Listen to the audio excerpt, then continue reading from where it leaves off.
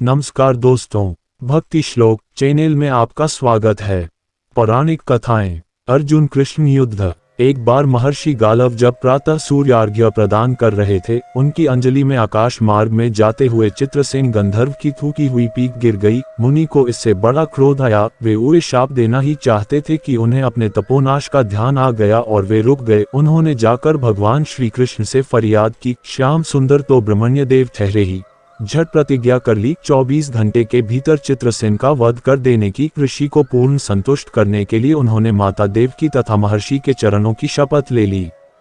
गालव जी अभी लौटे ही थे कि देवर्षि नारद वीणा झनकारते पहुंच गए। भगवान ने उनका स्वागत आतिथ्य किया। शांत होने पर नारद जी ने कहा, प्रभो, आप तो परमानंद कंद कहे जाते हैं। आपके दर्शन से लोग विषाद मुक्त हो जाते हैं, पर पता नहीं क्यों आज आपके मुख कमल पर विषाद की रेखा दिख रही है। इस पर श्याम सुंदर ने गालव जी के सारे प्रसंग को सुनाकर अपनी प्रतिज्ञा सुनाई। अब नारद जी को कैसा चैन आनंद आ गया। झटपट चले और पहुंचे चित्रसेन के पास। चित्रसेन भी उनके चरणों में गिर अपनी कुंडली आदि लाकर ग्रह दशा पूछने लगे। नारद जी ने कहा, अरे तुम अब ये सब क्या पूछ रहे हो? तुम्हारा अंतकाल निकट आ पहुंचा है। अपना कल्याण चाहते हो तो बस कुछ दान पुण्य कर लो। 24 घंटों में श्री कृष्ण ने तुम्हें मार डालने की प्रतिज्ञा कर ली है। अब तो बेचारा गंधर्व घबराया। वह इधर उधर दौड़ने लगा। वह ब्रह्मधाम, शिवपुरी, इंद्र, यम, वरुण सभी के लोकों में दौड़ता फिरा, पर किसी ने उसे अपने यहाँ ठहरने तक नहीं दिया। श्री कृष्ण से शत्रुता कौन उधार ले? अब बेचारा गंधर्वराज अपनी रोती पीटती स्त्रियों के साथ नारद जी की ही शरण में आया। नारद जी दयालु तो ठहरे ही, बोले, अच्छा यमुना तट पर चलो। वहां जाकर एक स्थान को दिखाकर कहा, आज आधी रात को यहाँ एक स्त्री आएगी। उस समय तुम ऊंचे स्वर में विलाप करते रहना। वह स्त्री तुम्हें बचा लेगी, पर ध्यान रखना, जब तक वह तुम्हारे कष्ट दूर कर देने की प्रतिज्ञा न कर ले, तब तक तुम अपने कष्ट का कारण भूलकर भी मत बताना।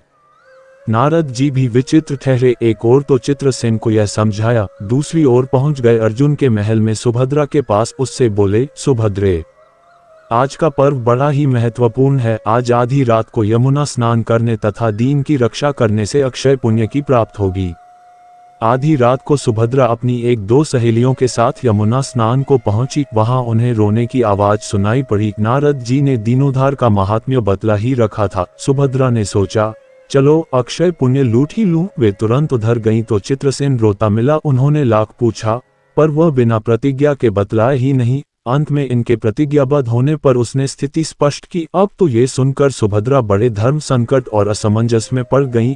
एक ओर श्री कृष्ण की प्रतिज्ञा, वह भी ब्राह्मण के ही के लिए, दूसरी ओर अपनी प्रतिज्ञा। अंत में शरणागत त्राण का निश्चय करके वे उसे अपने साथ ले गईं। घर जाकर उन्होंने सारी परिस्थिति अर्जुन के सामने रखी। अर्जुन का चित्रसेन मित्र भी था। अर्जुन ने सुभद्रा को सांत्वना दी और कहा कि तुम्हारी प्रतिज्ञा पूरी होगी।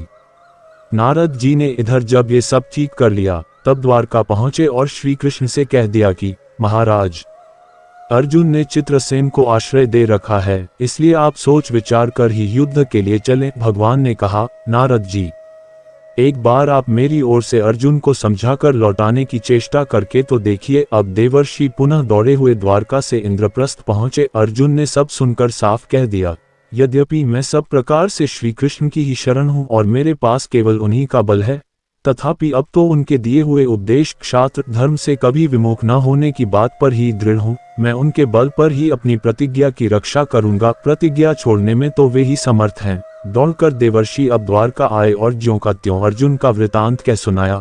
अब क्या हो?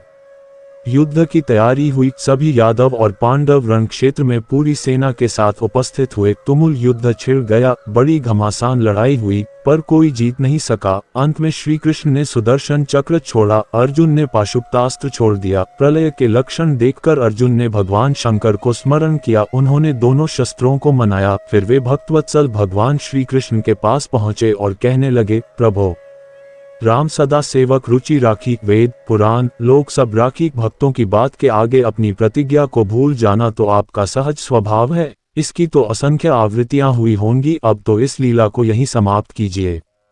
बाण समाप्त हो गए। प्रभु युद्ध से विरत हो गए। अर्जुन को गले लगाकर उन्होंने युद्धश्रम से मुक्त किया। चित्रसेन को अभय किया। सब लोग धन्य धन्य कह उठे, पर गालव को ये बात अच्छी नहीं लगी। उन्होंने कहा, ये तो अच्छा मजाक रहा। स्वच्छ हृदय के ऋषि बोल उठे, लो मैं अपनी शक्ति प्रकट करता हूँ, मैं कृष्ण, अर्जुन, सुभद्रा समेत चित्रसेन को जला डालता हूँ। पर बेचारे साधु ने ज्यों ही जल हाथ में लिया, सुभद्रा बोल उठी, मैं यदि कृष्ण की भक्त हूँ और अर्जुन के प्रति मेरा प्रतिवृत्य पूर्ण हो तो ये जल ऋषि के हाथ से पृथ्वी पर न गिरे। ऐसा ही हुआ। गालव बड़े लज्जित हुए, उन्होंने प्रभु को नमस्कार किया और वे अपने स्थान पर लौट गए। तदनंतर सबों अपने अपने स्थान को पधारे। अर्जुन कृष्ण युद्ध के पौराणिक कथाएं यहीं पर समाप्त होता है। भारतीय पौराणिक इतिहास के कुछ अनसुने तथ्य एवं रोचक जानकारी जानने के लिए अंत तक बने रहें और नेक्स्ट भाग देखने के लिए सब्सक्राइब करें हमारे चैनल को। धन्यवाद।